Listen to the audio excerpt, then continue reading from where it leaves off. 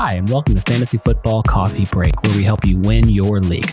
I'm your host, Ben Morgan. If you could do me a great favor and hit the like and subscribe button, I would forever appreciate it. Now, please join my friend Sal and I as we talk about the AFC South. One note on this, with the injury to Deandre Hopkins, his draft stock has fallen drastically, and I actually like him now as a value pick, whereas before where he was listed, it was a little questionable, but he would be the receiver that I am targeting in drafts due to his fall in value. We hope you enjoy the show.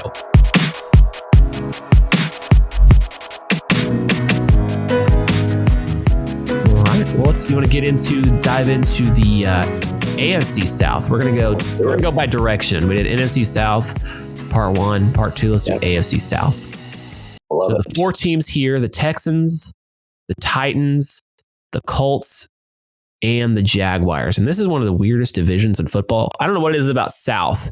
They're just so weird. So weird. Yeah, it's just strange. And it always feels like there's for a while, it was like there's always someone going back to back. You know, the Titans won it back to back in 20 and 21. The Colts won it all those years with Peyton Manning. They won 1, 2, 3, 4, 5, 6, 7. They won 7 in a row, and then the Texans won 2 in a row, and then the Colts won 2 in a row, and the Texans won 3 out of 4 or 4 out of 5. And you're just like, man, it just always seems to be a dominant team. Now this year, it's a little different because we're not really sure. The Texans kind of came out of nowhere last year. They were awful the year before, had the 2nd overall pick, got CJ Stroud, and no one really thought they were going anywhere. We thought the Jaguars were going to win the division. Almost everyone did. If you pick someone else, you're lying. It was Trevor Lawrence's year, right? Thought he was going to come out and be big. Well, we thought wrong. You thought wrong because they started off just crazy. They went, let's see, because I think they started 5-2. 1, I think so. 2, 3. He had receivers. He had a good running back. He was slinging it, but I don't know. Just and then they just collapsed down the stretch. And this is. We'll start with. Who do you want to start with? You want to start Colts, Texans, Jaguars, Titans? Who do you want to start with? Doesn't matter. You pick. Go for it. Let's do ready for all 4. Ready for all 4. Let's start with the Titans, just because they're the weirdest team for sure. I mean, they have a weird quarterback too. Dude eats bananas without peeling them. I don't know what to do. I don't know what to do with Will Levis. I don't either. Is he good? I don't know. I mean, I picked him up for 2 games or 3 games last season, and when I think I played him 1 week, and he gave me no points, and so I benched him, and then he had an amazing game, 25 points, and I was like, you know what, I'm done. I was so bad. Yeah, he's an interesting cat. And I think this year, this is kind of the prove it year for him as far as, is this guy actually a good quarterback or not? Because they were a bad team last year. They have a bad offensive line. And they didn't really have a ton of weapons around him. They had Derrick Henry, but there wasn't really holes in Tajay Spears. So they added in Calvin Ridley. They've added in Deandre Hopkins. They put in Tony Pollard. They're trying to give him weapons in order to give him a shot of actually seeing who we got here. So listed as quarterback 28, not drafting him. Just plain and simple. Yeah, no. Calvin Ridley, DeAndre Hopkins could have some potential, but we'll see, because Ridley showed a lot of flashes last year. He started with the 24-point game. He had a 30-point game and a 25-point game mixed in, but he also had a 1-point game, a 4-point game, and a 5-point game. He was all over the place. Right. Averaging 13.6, and in points per game, he was 28th. So they list him as wide receiver 25, 48 overall. That's fine for me if he's my flex. He's not really someone I want in my starting lineup, though. No, I don't either. I mean, I feel like both of these wide receivers are old, right? When it comes to football age. I mean, are they reliable? Yeah. Are they talented? Yeah. Will they give you consistent points? Maybe. Right. On a good week. But I mean, I don't see them giving you more than 7-8 points. Yeah. On average, right? You need the quarterback. You're not going to get touches unless Will Levis does something that we don't expect. Right. So, I mean, I don't know that I would pick them up unless I am panicking and I forget wide receivers, because that happens. I have them as wide receiver 3, flex most of the time. So, yeah, Hopkins and Ridley actually finished basically the same. They did. They're back to back, almost ranked back to back, 33 and 25. Yeah. Yeah. So, not loving either. Ridley's younger, so he'd be my preference, but yeah, nothing there. They do have Tony Pollard though. They do. Tajay Spears, he took some carries from Derrick Henry last year. Finished as running back 34, 9 points a game. Currently listed as running back 29. He'd cost you a 9th or 10th rounder. That's fine. Yeah. If you get him as your 4th running back, 3rd running back, that's fine.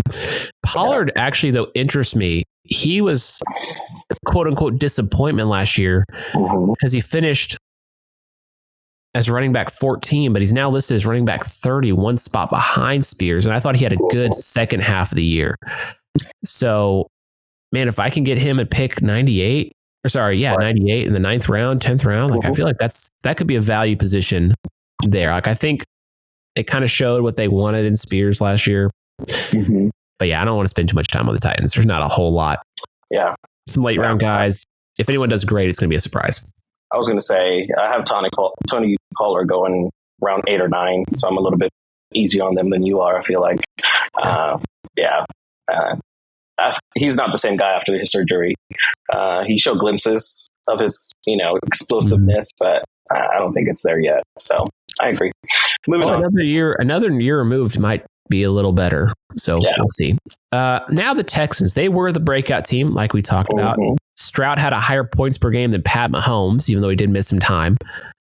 You can't really ask much more from him. They added in Steph Diggs. They also added Joe Mixon in the running back room. Right. And he'll probably go in the 5th or the 4th just because everyone drafts quarterbacks higher than they're projected. Good weapons, should be a good year. I think so too. They have Damian Pierce, Devin Singletary. They added Joe Mixon, and that's the one. Oh, I see what you're saying. Yeah, sorry. Right. So, he's coming in to take over these two guys that weren't really that good runners. I think he's, like you said, a good 4th, 5th rounder, RB12. I would get him in the 4th if he was there. Oh, for Mixon? Yeah, he's not going to last to the 4th. I'm sorry, I was talking about Stroud being, he'll probably go in the 4th. Yeah. I'll say Mixon's in the 4th, smash that pick. Because he finished running back 6 last year. He's listed as running back 12, 24th overall. And that seems like a nice value because the passing game is so good. Right. If he finished running back 8 or 9, I would not be surprised. If he finished, running back 15, I would not be surprised. I feel like the range of outcomes is pretty narrow for him, assuming no injuries. And the pass game is so good. It should lighten some boxes up. So if you get him, what's he, pick 24, so he's a 3rd rounder, that's a real nice spot for him. Yeah. Now the wide receivers, I have no idea what to do here. Wide receivers. They have 3 good ones. This is the problem Cincinnati had, with Tyler Boyd, Jamar Chase, and Higgins. I don't know. I feel like Stephon Diggs is going to get most of the looks. I think he's going to be the guy. Yeah, and I think Nico Collins is going to be the second, but then you have Tank Dell, who's also really good. I found myself in the same issue as you, of just kind of okay, what's going to happen? Stephon Diggs, definitely for sure a 3rd or 2nd rounder for me. With Nico Collins going probably 4th. I don't know, somebody might pick him up in the 2nd round too. Yeah. So Nico, they have listed as running back, wide receiver 15, pick 36. Yeah. So 4th rounder. And that seems kind of fair. Last year I picked him up super late. And he was a steal for me. I ended up trading him and with someone else for DJ Moore. And that ended up working out really well. So he had 5 top 12 finishes, but he also had 4 finishes worse than 37. So he was a big boom bust guy. Yeah. And part of that is like he got 19% target share, meaning like the quarterback looked at him 19% of the time. Right. Yeah. There we go. Bless you. Ooh. Thank you. Slightly over, and that just means if he's got a low target share like that, he's going to be a little bit boom bust. Mm-hmm. Will I avoid him this year? Nah, it depends on the price. Yeah. It depends on who's around him, etc. Tank Dell, he's wide receiver 28. I kind of feel like he could go big one way or the other. Like he could actually, I feel like, finish more on that wide receiver 15 or 45. Right. Because he seems like his connection with Stroud was great as a rookie. And then he broke his leg at the end of the season. You have Diggs, Mixon, and Collins. I don't know. The rapport is excellent, but that's a hard one for me. Because you're not going to have 3 top 30 receivers because they have Diggs as wide receiver 19, pick 40. So it's like, which one is it? Like you're not going to have 3 top 30 guys. Yeah, no. I mean, ESPN has them ranked before Chris Goodwin, right? Mm-hmm. Which surprises me because, you have Nico Collins and Diggs in the team. But I think that relationship is going to be good. He's still going to get probably some targets. And I think he's going to take advantage of them just because he knows that he's in a team with 2 other great guys. It just depends on the defense, right? Who are they going to cover? Who are they going to leave alone? So maybe he does benefit from having Stephon on the team because, Diggs gets looked at the most with defenses. And so the ball doesn't go to Diggs. It goes to Nico and Tank. Yep. Yeah. That's the one right there. Mm-hmm. Yep. All right. So then Diggs, and it was a tale of 2 cities, tale of 2 seasons. He was 9th overall, 15th in points per game. But what had happened was they fired Ken Dorsey. Mm-hmm. And before that, he was getting 7 catches a game, 86 yards a game, and almost a touchdown a game. So 15, like close to 20 points a game. Right. He finished as a top 15 wide receiver in 7 of the 10 games with Dorsey. And then Brady took over. And then that dropped to 5 catches a game, 43 yards a game, and 1/10 of a touchdown a game. So it's like he goes from a 15 point per game guy, 17 point per game guy, down to 8 or 9 point per game guy. Yeah. And so, it's an interesting, they're going to air it out more. So for sure. It's going to be a question, is age 30 as someone who's 34, I'm telling you, that is the start of the slowdown. Is it going to be the first half Diggs or the second half Diggs? So it's the first half Diggs, man, you're going to get a steal at wide receiver 19, pick 40, a 4th rounder. But if it's the second half, you're going to be like, oh, I messed up my draft. I'm toast. So what do you think? Where are you leaning on it? I have him going in the 4th round. ESPN had a mock draft that I was looking at, and they picked up Nico before, Stephon. So, which again surprises me. But I think they are thinking about that. We're going to get that first half Diggs, second half Diggs. It's these 3 wide receivers. You're going to have to make a choice. Do you want the big guy, the middle guy, the guy that might not get any? So this is a toss up for me. Yeah, that's a tough one. It is a tough one. All right, let's move on to the Colts because this one's actually simple. You really only have 3 guys you're probably drafting. Everyone else is just kind of a flyer, a late round guy. Right. You have Anthony Richardson, and if he plays, he'll be probably the fantasy MVP because the risk is baked into the drafting. Right, he's listed as quarterback 7. If he plays, man, he is a top 3 or 4 guy, but he just kept getting hurt. He only played 4 games. And of those 4, he left too early. You know what I mean? So in those 2 games he actually played, he was top 5 in both those games because of how much he runs. And then when he drops back, so he led the league in fantasy points per drop back, meaning because they expected something short, because they respected the run game. They were just so then you do a play action and then the bomb is open. So he could be the guy. Now, if you do draft him, you probably want to draft a second quarterback like Dak, like our guy who did Dak last year, someone a little more consistent. But I mean, this could be the steal of the draft. And he might, depending on where he falls to me, I like some other guys in that range too.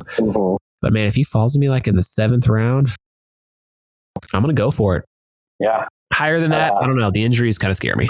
I was going to say, I have him just because I like him. I say, 4th round, because I feel like this is what Lamar Jackson was in, when he was younger, right? Runner. He would run. So this is a guy that will run, likes to run, especially in the red zone. So, yeah, I would take him in the 4th or 5th if he's still for me. Again, that health, right? The health is what scares me, is the injury prone. So I would pick up another quarterback, probably in later rounds, or even in the wire, just to have in case. But yeah, this dude might be it this year. He might win you the league or lose you the league if he gets hurt. Yeah, that's why I would wait on him. Like, I'd be like, if I can get him at this cost, you get the risk baked in. Jonathan Taylor, he's listed as running back 4, pick 9, so a first rounder. If you can get him early 2nd, that's golden. First rounder, late 1st, that's fine too, because he's at his 25. Like, this should be his peak year. He had the contract. He had this contract thing dealt with already. He had some injuries last year, but he should be good to go, and he should be the focal point of this offense. You have a young quarterback, so man, it should be the Jonathan Taylor show. The only unknown is they actually didn't play together last year, right? So when Richardson was in, Taylor was hurt or in contract disputes and vice versa. So, I have him late 1st round, early 2nd round. I was reading some articles because that's how I study. I read a lot. They were saying that because of Richardson being a runner, that he might take a dent when it comes to some points. But I don't think so. I think he'll be good. I think this is going to be where they put the ball in his hand so they don't overwork Richardson as much and hopefully keep him from injury. So I think it'll be a good balance. So yeah, 1st round, 2nd round, take him. Yeah, I agree. Then that leaves, and this is what we like about teams, narrow route trees. Michael Pittman Jr., he's listed at wide receiver 11. 19th overall. This is a hard pass for me. Here's why. I'm a no for me. He had his best season ever with Gardner Minshew. Yeah. And he produced way more with Minshew than he did with Richardson. Richardson is a runner, and man, and when, especially young quarterbacks, when that lane opens to run, their instinct is to run, which is partly why he got hurt. Yep. But look at his targets. He had 11 targets. He had 10 targets per game with Minshew. He had 7 targets per game as a whole. As his per game average for his whole career. I didn't pull the ones with Richardson just because they were kind of small sample sizes, but I don't know, man. He for me, I don't think, unless he falls to the 3rd round, 4th round, I just am not comfortable with him at all because of now. The nice part is he is the guy, and you want that. It's kind of like the opposite of the Texans. You have 3 guys, and you're like, I'm not sure. This guy is the guy, right? But I don't know, man. At 19 and wide receiver 11, that's pretty high. Because go ahead. I was gonna say you could get Mike Evans, Travis Etienne. You could get Joe Mixon there. You could get another wide receiver around him is Chris Olave. There's just so many different players I'd rather have. Right.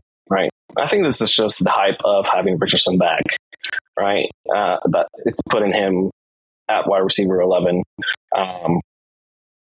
Because they did say, I was reading the stats for when he played with Richardson. He had 11 targets, averaging about 20.2 points per game. But again, that was just 2 games. Right. We still don't have a full season with Richardson and him playing together. So, if anything, if he falls to the 4th or 5th, that's probably the best place to pick him up if he's still there. Just wait and see. Right. Okay, yeah. So he had 22 catches for 220 yards and 1 touchdown in 4 games. Mm-hmm. So divide that by 4. That's 5.5 catches a game, 50.5 yards, and 1 touchdown. So yeah, not super great with him because there was the one game where he had 5 targets, 1 catch, 15 yards. That's the one I remember of a big red flag with Richardson. So, everything's value based. So like if he falls, I'll take him, but nah. And then the Jaguars will be the last team in this division. I think this is going to be a great fantasy team just because of the limited options and potent offense. So they did collapse last year as we stated. They started strong and faded in the end. Trevor Lawrence finished actually as quarterback 12. Yeah. And partially because he does run a little bit. He had 7 top 12 finishes, 3 finishes below 25th, though. But they had Gabe Davis. They had an offensive lineman they drafted. They drafted another receiver, Brian Thomas Jr. in the first round. Yeah. He's listed right now as quarterback 18. And I kind of have him more in that quarterback 12 range just because. Really? I think he's going to be way better than this. He does run a little bit. I think last season was an outlier. You know what I mean? Like, I think he's going to turn it around. I think you get rid of Calvin Ridley. It didn't work last year. They're trying to make it work, and it didn't work. I kind of like him a lot this year because, if he's listed as quarterback 18, who is ahead of him? You know what I mean? You got, let's see here. Oh, that was tight end. I was like, Ty Conklin. Deshaun Watson's ahead of him. I think I'd rather have him. Caleb Williams, Kirk Cousins, Jaden Daniels, Justin Herbert. I'd rather have him than all those. Okay. So just because, we'll get to Herbert when that's more of an offensive thing. But I like him a lot. Okay. I have him as picking him up on the wire, not using a pick on him. And I'll tell you why. And it's because the offense struggles in the red zone because of the line, right? The line wasn't good. They did pick up that center, right? So they improved their line a little bit. So for me, it's more of let me wait and see, right? If nobody picks him up, I'll pick him up on the wire, to have a second quarterback, or maybe even way late rounds, 9th, 10th round, whatever. Just because of last year and how they struggle in the red zone quite a bit. So that's why I have them, way late or not even using a pick on him. Yeah, he's someone that if, let's say there's a big quarterback around and I miss all the quarterbacks I like. Jordan Love's gone, Kyler Murray's gone, the last guys that I like. And I'm like, do I want him or Aaron Rodgers? Yeah, no, I would definitely. You know what I mean? Trevor Lawrence or Justin Herbert. Yeah. Jaden Daniels is fun, but it'd be Jaden Daniels or Trevor Lawrence would be my 2 on those. I don't know. Okay. Caleb Williams plays in Chicago. That's why I would stay away from that too. Bad weather. So the other thing, limited. So what's nice, like we said, limited options. Travis Etienne, perfect spot for him. He is a early 3rd rounder at pick 21 listed, running back 9. He was the guy last year, but he was not very efficient. So he was not. His success rate was 40th. So not good. They kept giving him the ball though, so that was nice, and he caught the ball more. So they didn't really add anything per se. So I don't really see much difference. He finished overall 3rd and 7th in points per game. So I mean, I don't see any issues with him there. No, I read that him and McCaffrey are the only 2 running backs that play every game last season in the top 6 running backs. So he doesn't get hurt. So that's a good thing, right? Yeah. Again, he's not efficient, but hey, he'll give you points. A good RB2, I feel like. Yeah, if you can get him as your RB2, that's pretty good because he's listed as running back 9, so that's the top 10 guy in RB1. But if you can, depending on how your draft strategy works, if he falls, Yeah, I got no problem with him. If you're taking two, if I'm like going wide receiver for my first 2 picks and I can get him in the 3rd round, man, that team is dynamite. Dynamite. For sure. But yeah, he gets, 16 carries a game, 3.5 catches. So that's 19 touches. You can't really ask for much more than that. We're not giving guys 30 carries anymore. So Tank Bigsby was supposed to take some of that load last year, but he wasn't very good, and I don't expect him to do much this year either. Yeah. So yeah, great spot for him there. For wide receivers, I love Christian Kirk at his current value, which is wide receiver 37, 84th pick. He did rank 33rd in points per game last year. Yeah. But the year before that, he finished 20th. And he also had that weird 0 spot in that first week, which is kind of an outlier. Yeah. And then he got hurt. Now, he did get hurt late in the year. So it just kind of it was kind of a weird season. Like I said, the Calvin Ridley experiment didn't work and they let him go. So, man, if I get Christian Kirk as my wide receiver 3 or my flex, man, I'm loving that. So great spot for him there. I agree. He'll be the guy this year since Ridley's gone. So, yeah, I can see him being a good wide receiver 3, like side 2. Yeah. And playing the slot, so should get a lot of looks. Him and Lawrence have a good chemistry. Yeah. They did draft Brian Thomas Jr. in the 1st round, and they added Gabe Davis. So we'll see kind of where that falls. I don't like Gabe Davis. I'm sorry. Gabe Davis right now is listed as a 13th rounder, wide receiver 60 or 58, excuse me. So the dude had 5 top 12 finishes and 8 finishes of 37th and worst, right? So he's 25. He's the deep threat. Man, if you get a lot of injuries and you're like, man, I need a Hail Mary, he's not a bad guy. Like I'm fine with him right there. Like everyone is good at a certain spot. Right. And in the 13th round, so that means I've gotten all my positions filled. You know, and it's like your last pick or your next to last pick before defense and kicker. You know, if he's an end of bench guy, then I'm like, man, I desperately need someone to get me 25 points on a Hail Mary. Like he's the guy. So I don't mind him there. Honestly, like not bad. He's properly ranked. It's just the disappointment. People got burned by him the last couple of years. And so, was that you? That was me. Yeah. I had him last year, got burned. I don't know. I would pick up the rookie first before I would pick him up, just to see if the rookie would give me some sleeper value there. Because Brian Thomas Jr. is around the same, rank 109. So around the same, rounds for picking him up. So I would pick up the rookie before Gabe Davis. Yeah, once you get to that round where you're picking like your 4th and 5th wide receiver, you're kind of like taking like some flyers, like maybe this guy. Yeah. Don't see any problem with that. The last one, Evan Ingram, and I didn't have him, but he was like my perfect player. Yeah, because he didn't score any touchdowns. He had 6 top 12 finishes and only 2 finishes below 25th. He was super consistent. Like insane how consistent he ended up being last year. And so it's kind of like there was one guy on Reddit who's like, I just want to say thank you to Evan Ingram. Like you never did anything just spectacular.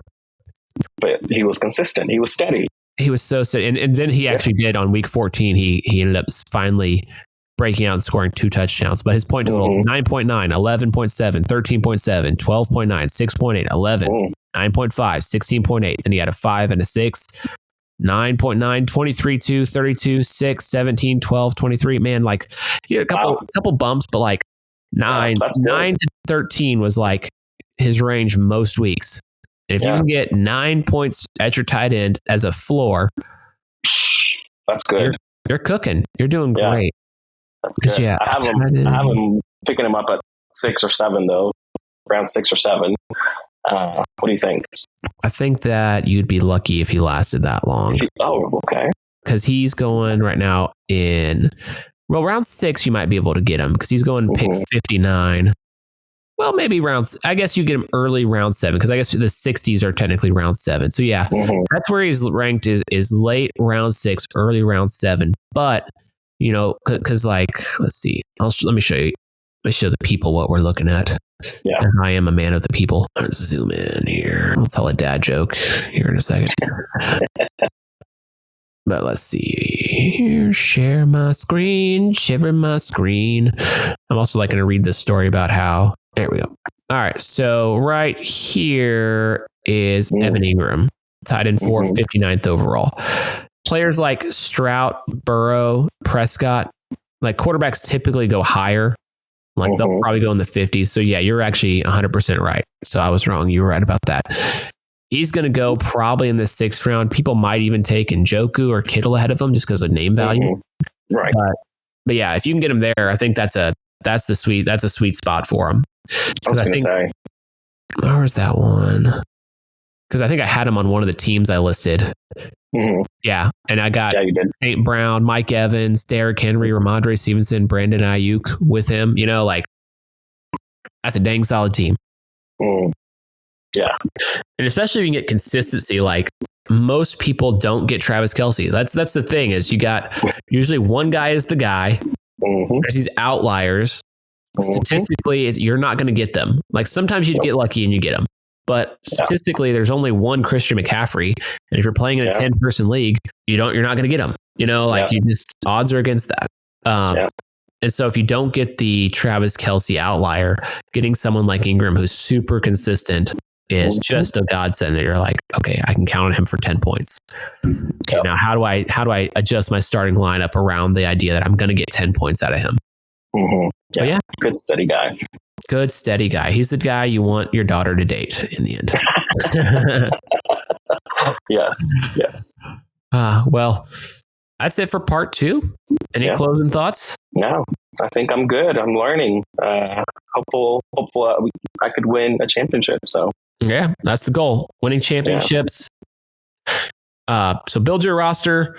If you can't get Josh Allen, I recommend waiting on that quarterback. I like those tier 3, 4 guys, that 5th, 6th round if you can. But just take what you can get, take what the defense gives you, and be quick to adjust. So we'll see you next time for part 3. That's right. See you next time.